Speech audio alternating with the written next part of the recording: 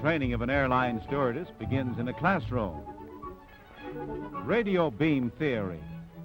Passengers are always curious about the beam, and answering their many questions is part of the stewardess' job. May Leslie is a typical pupil as she's taught the geography of the routes that she will fly and how to serve meals in the air. 3 out of 4 passengers want to eat. Each stewardess is a trained nurse with 3 years of hospital experience. Very good, girls. You've learned your lessons.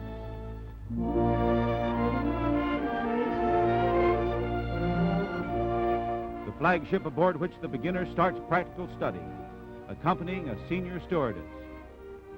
Arriving 15 minutes early to get things in order. Then the senior stewardess greets each passenger by name, creating a friendly feeling for the flight. The Skyliner takes off from LaGuardia Field in New York on the Chicago run,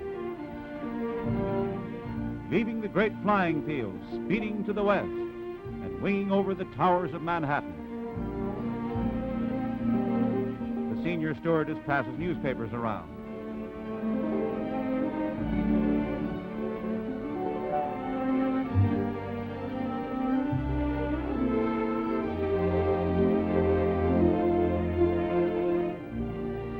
The pupil observes.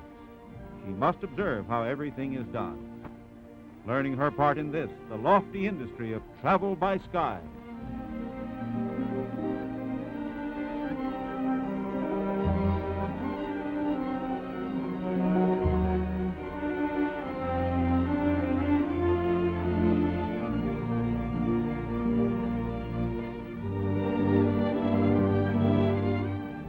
The stewardess, from her training as a nurse, knows how to prepare the right mixture for the bottle.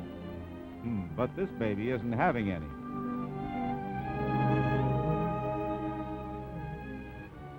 It's part of her job to point out the sights. Niagara Falls. No passenger wants to miss that scene of glory.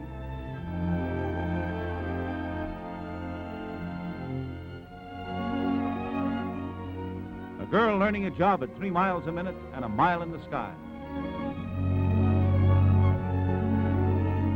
The big air transport changes course and speeds on to what city?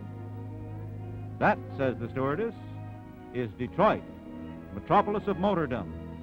The sky hostess must be familiar with the landmarks of a flying route, and studying sights like that is part of her education.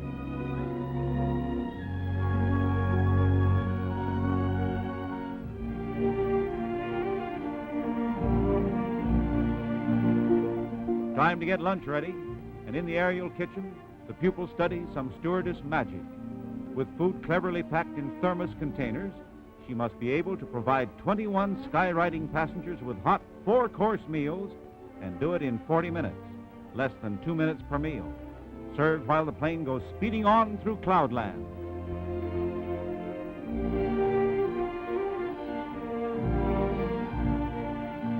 That's how the stewardess makes out her report. For they're at Chicago, terminus of the flight.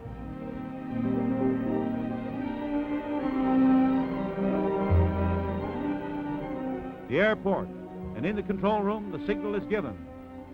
Field clear. Land west runway. It has been a fast flight of nearly 1,000 miles, comfortable for the passengers, thanks to the stewardess, and an illuminating lesson for the student. On flights like that, she qualifies for daytime trips. But before she becomes a transcontinental stewardess, there's more.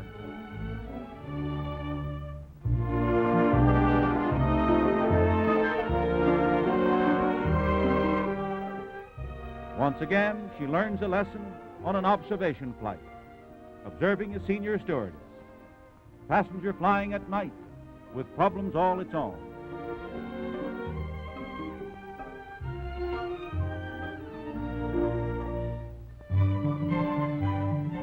The night run of the Sky Sleeper with a full list of passengers.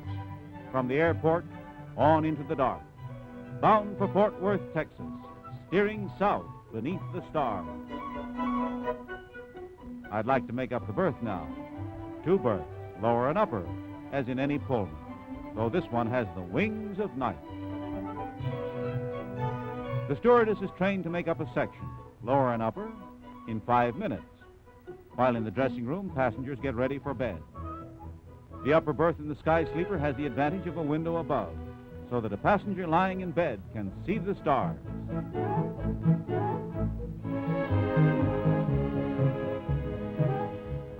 Night flying in sleepers of the sky is on the increase. Nearly a half, 47% of transcontinental air travel is done at night because it's so smooth. There are fewer upward currents of warm air after dark.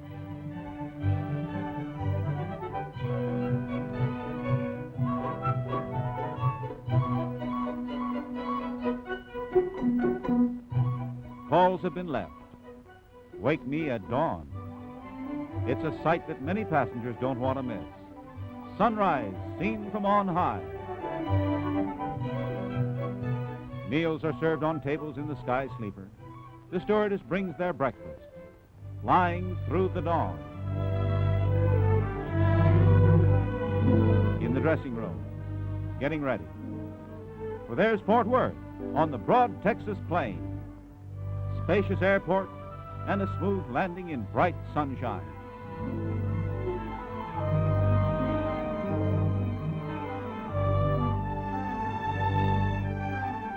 Out into broad day stream the night flyers.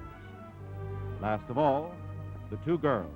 The student is now qualified to take her place as a transcontinental stewardess, all by herself, solo.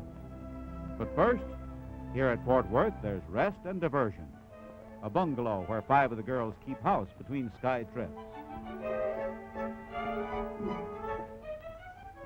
They are required to maintain their figures, must be attractive. Sailing a boat helps.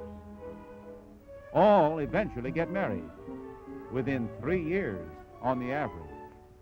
No, they don't marry pilots. 87% of the pilots are already married. 3 years per girl on the airline. Their company employs 170 and keeps 30 in training all the time to offset the wedding bells. They not only fly, they also sail. A set of ping pong before bed and tomorrow's takeoff.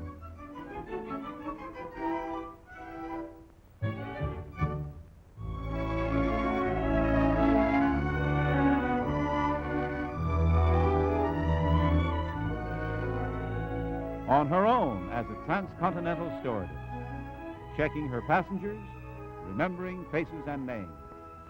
Her first solo on the coast-to-coast run, and it's across the scenic part of it, from Fort Worth to Los Angeles.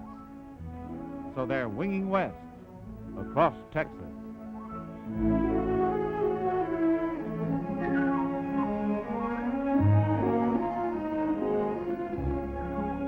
On her first job, that proud feeling of responsibility as they fly on.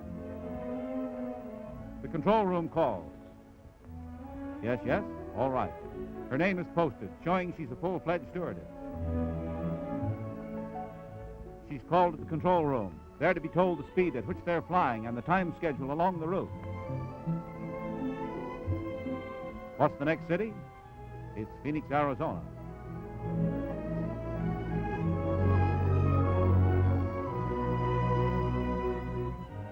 Over irrigated farmlands, mid-scenes of western desert.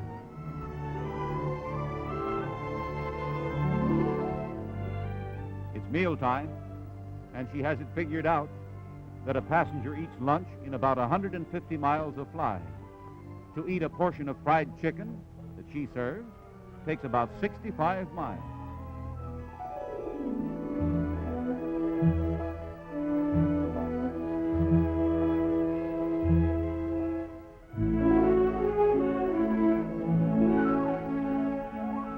To drink a cup of coffee, a passenger takes 30 miles.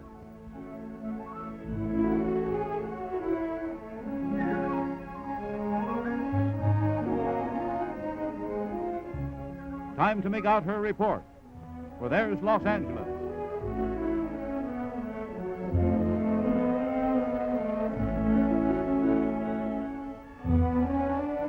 Fasten belts for landing, and they're shown how. Competently and efficiently, she completes her first solo on the Transcontinental.